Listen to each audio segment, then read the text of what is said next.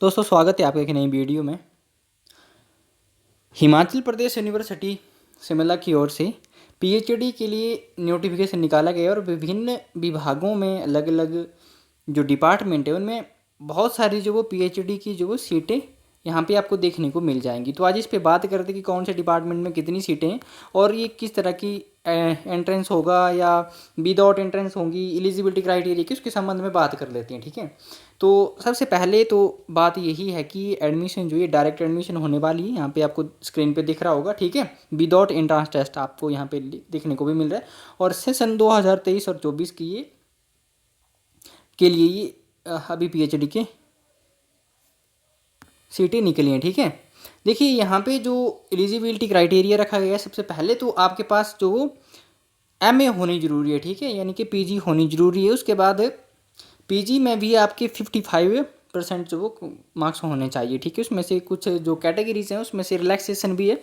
यहाँ पे आपको देखने को मिल रहा है रिलैक्सेशन 5% का रिलैक्सेशन ये मिला है आपको SC ST और PWD कैंडिडेट्स को। ठीक है, और उसके बाद आपके पास UGC नेट JRF होना चाहिए। ठीक है, UGC CSIR ये भी JRF में चाहिए, यानी कि नेट नहीं चलेगा यहाँ पे। सिर्फ डायरेक्ट एडमिशन का मतलब ये समझ सकते हैं आपकी जो JRF हैं लोग उनके लिए ये है। ठीक है, NFSC भी चलेगा, NFST भी चलेगा। ठीक है, वो भी अप्लाई कर सकते हैं। ठीक है, तो ये आपको स्क्रीन पे सारी जो ये दिख रही हैं ये इस तरह के होने चाहिए आपको पास। अगर फेलोशिप है, मौलाना आज़ाद फेलोशिप, वो भी कर सकते हैं अप्लाई। ठीक है, बाकी यानी कि फेलोशिप के लिए है, यानी कि JRF वालों के लिए ये एडमिशन ही है। ठीक है, तो ये आपने एलिजिबिलिटी देख ली इसकी। ठीक है, और इसका जो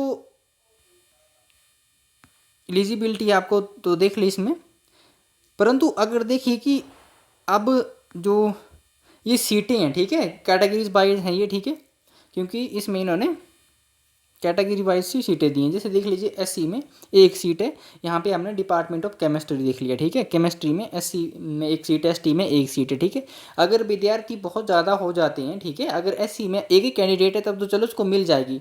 अगर SC में 2-3 हो जाते हैं, ST में 3-4 हो जाते हैं कैंडिडेट, तो उनका जो JRF है उसके आधार पर नहीं, उनकी MA में कितने नंबर है, ठीक है, उस आधार पर यहाँ पर एडमिशन होती है फिर उसके बाद। ठीक है, तो अब उसके बाद हम देख लेते हैं कि कौन से डिपार्टमेंट में कितनी सीटें हैं। ठीक है, ये सब देख लेते हैं, आपको पता चल गया।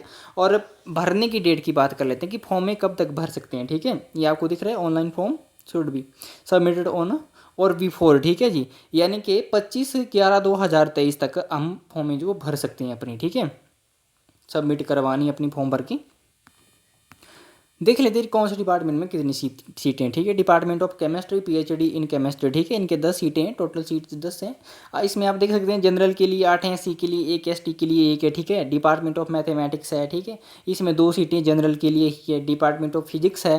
ठीक है, इसमें 6 सीटें हैं, जनरल के लिए 3 है, SC के लिए 1, ST के लिए 1 है, PWD कैंडिडेट के लिए 1 है। ठीक है, इसमें अलग से स्पेशलाइजेशन भी दी हुई है, जैसे जो सब्जेक्ट हैं, जैसे केमिस्ट्री में अलग से है। ठीक है, 3-4 उसमें दी हुई अलग अलग स्पेशलाइजेशन में अलग अलग सीटें यहाँ पे बंटी हुई हैं। ठीक है, तो आप वो देख सकते हैं आगे। डिपार्टमेंट ऑफ बायोसाइंस बॉटनी में, ठीक है, 3 सीटें हैं, जनरल के लिए 2 है, ओपन टू ऑल 1 सीट है। ठीक है, फिर उसके बाद डिपार्टमेंट ऑफ बायोसाइंस जूलॉजी देख सकते हैं आप, 11 सीटें इसमें आगे इन्होंने इसमें बांट दी गई हुई हैं। जनरल के लिए 6 हैं, SC के लिए 2 हैं, PWD कैंडिडेट के लिए 1 है, ओपन टू ऑल 1 सीट 2 सीटें हैं। ठीक है, डिपार्टमेंट ऑफ बायोटेक, ठीक है, यानी कि टेक्नोलॉजी के लिए बायोटेक्नोलॉजी 6 सीटें इसमें आप देख सकते हैं आगे स्क्रीन पे, क्योंकि दिख रहा होगा आपको बहुत अच्छे तरीके से। डिपार्टमेंट ऑफ फिजिकल एजुकेशन के लिए 2 सीटें हैं। ठीक है, डिपार्टमेंट ऑफ कंप्यूटर एप्लीकेशन के लिए 13 सीटें हैं। सीटें बहुत ज़्यादा हैं कुछ एक डिपार्टमेंट्स में तो। ठीक है, डिपार्टमेंट ऑफ इंग्लिश है आपकी 8 सीटें हैं, उसमें जनरल के लिए 5 हैं, SC के लिए 1, ST के लिए 1 है, PWD कैटेगरी के लिए 1 है। ठीक है, उसके बाद डिपार्टमेंट ऑफ हिस्ट्री के लिए कितनी सीटें हैं, 4 सीटें हैं। ठीक है, जनरल के लिए 3 है, SC के लिए 1 सीट इसमें। ठीक है, उसके बाद डिपार्टमेंट ऑफ हिंदी के लिए 5 सीटें हैं, जनरल के लिए 2 हैं, ओपन टू ऑल 1 सीट है, SC के लिए 1, ST के लिए 1। ठीक है, तो ये सीटें इन्होंने बांट दी हुई कैटेगराइज कर दी गई हैं। ठीक है, डिपार्टमेंट ऑफ संस्कृत में 1 सीट है, SC के लिए ओनली। ठीक है, डिपार्टमेंट ऑफ कॉमर्स के लिए 6 सीटें हैं। ठीक है, जनरल के लिए 3 है, SC के लिए 1 है, ST के लिए 1 है, PWD के लिए 1 है। फिर उसके बाद डिपार्टमेंट ऑफ इकोनॉमिक्स 5 सीटें हैं, department of performing arts music के लिए 2 सीटें हैं, ठीक है। Department of journalism and mass communication के लिए 7 हैं, ठीक है। उसके बाद जियोग्राफी के लिए 4 सीटें हैं, ठीक है, देखते रहिए आप। उसके बाद सोशोलॉजी एंड सोशल वर्क के लिए 3 सीटें हैं, ठीक है। उसके बाद सोशोलॉजी एंड सोशल वर्क, यहाँ 2-2 कैसे हो गया ये, 1 सीट है उसके लिए, ठीक है, पीएचडी इन सोशल वर्क, ठीक है। एक में सोशोलॉजी डिपार्टमेंट है, ठीक है, एक में सोशोलॉजी और एक सोशल वर्क, एक एक सीट, एक में 3 है और एक में 1 सीट है, ठीक है। ये 3 दोनों ही जनरल के लिए हैं।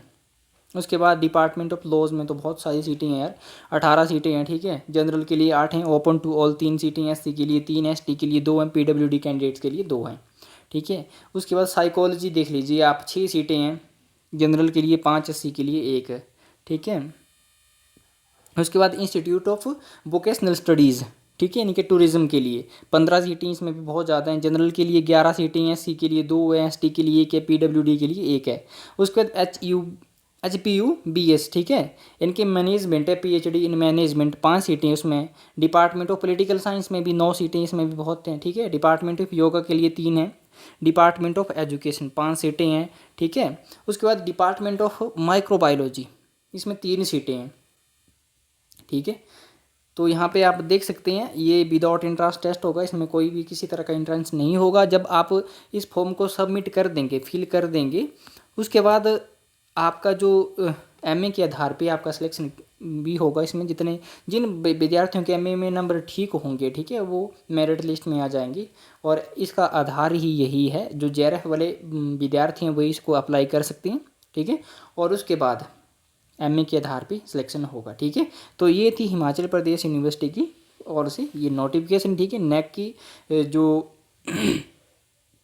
नेक द्वारा इसको ग्रेड ए की, ठीक है, ग्रेड ए मिला है यूनिवर्सिटी ऑफ हिमाचल प्रदेश को, ठीक है, एचपीयू को। तो तब तक के लिए धन्यवाद दोस्तों, मिलते हैं हम किसी अन्य वीडियो में।